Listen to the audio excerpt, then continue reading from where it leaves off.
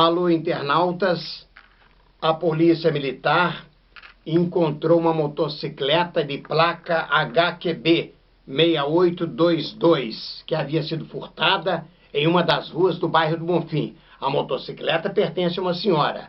O veículo foi encontrado sem a placa e com os chassis raspados.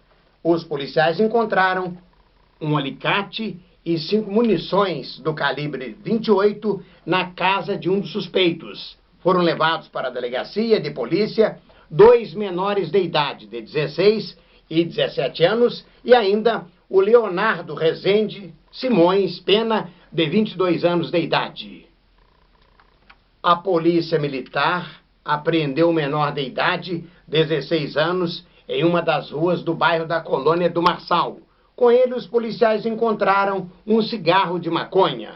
Na residência do suspeito, os policiais encontraram um tablete de maconha e também um telefone celular. O menor suspeito foi apreendido e conduzido para a delegacia, onde ficou à disposição do delegado de plantão. Geraldo Santos, para o noticiário online da Rádio São João del Rei.